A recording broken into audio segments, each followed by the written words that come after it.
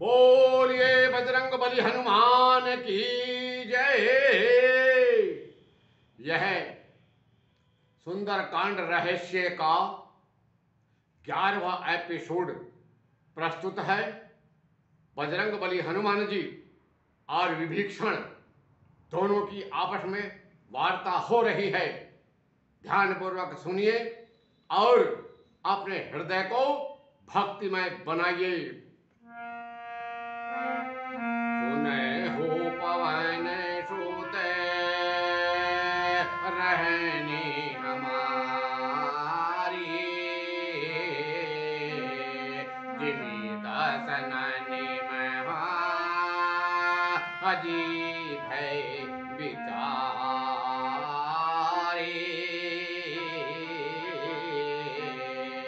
तात कबहाही हर जानिय ना था,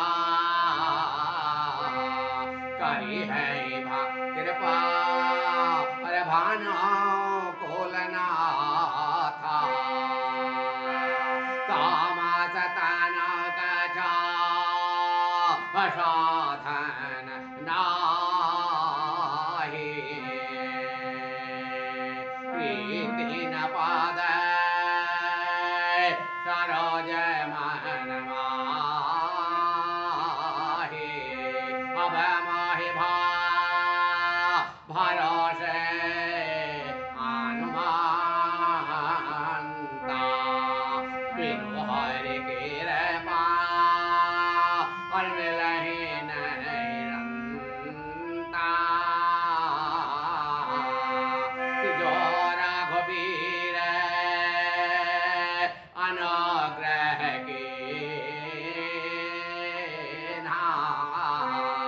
तो तुम मोहि दरस हट देना।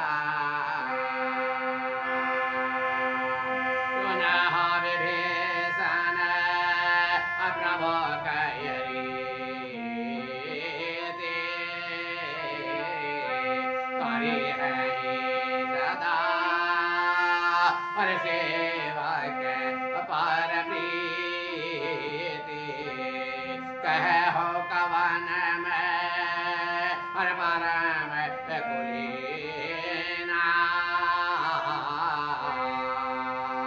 कपि चंचल रवै वेदीना।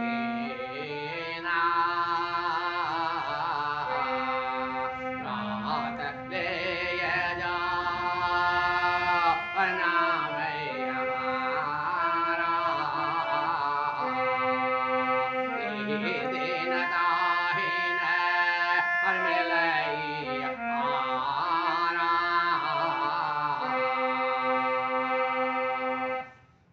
विभीषण ने कहा,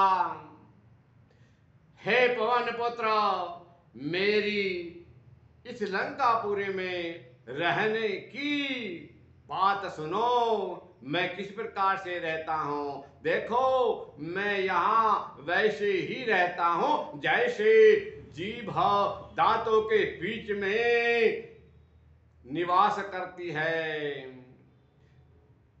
हे तात, मुझे अनाथ जानकर सूर्य कुल के नाथ श्री रामचंद्र जी क्या कभी मुझ पर कृपा करेंगे।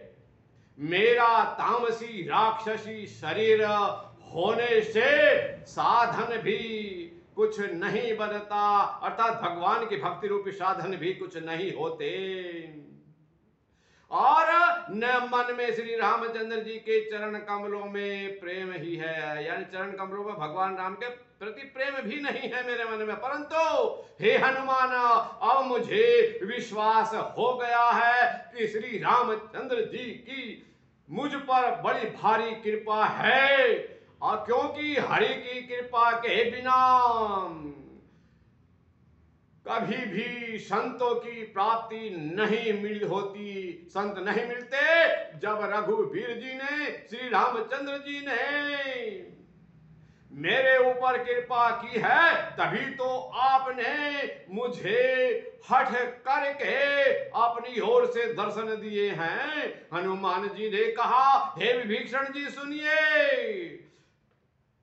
प्रभु श्री रामचंद्र जी की एक यही सबसे बड़ी रीति है, सबसे अच्छी बात है कि वे सेवक पर सदा प्रेम करते हैं। क्या करते हैं? कोई कैसा भी दीनहीन क्यों ना उसके प्रति प्रेम करते हैं। भला कहिए, मैं ही कौन सा बड़ा कुलीन हूं, जाति का चंचल मैं बानर हूं, और सब प्रकार से मैं निम्न ही हूं, नीच ही हूं। प्रातः काल जो हम लोगों यानी बंदरों का नाम ले ले तो उस दिन उसे भोजन नहीं मिल पाता। जब विभीषण ने कहा कि मैं दांतों में जिस प्रकार से दबी हुई जीभ रहती है वैसी राक्षसों में रहता हूं, तब हनुमान जी हंसने लगे। विभीषण ने पूछा, हनुमान जी आप क्यों हंसे? हनुमान जी ने कहा, देखो यही तो विशेषता है। अरे दांत तो गल जाते, सड़ जाते हैं, दर्द करते हैं और समाप्त हो जाते हैं, लेकिन जीभ कभी खत्म नहीं होती, जीभ कभी नष्ट नहीं होती, जिह्वा तो सुरक्षित ही रहती है।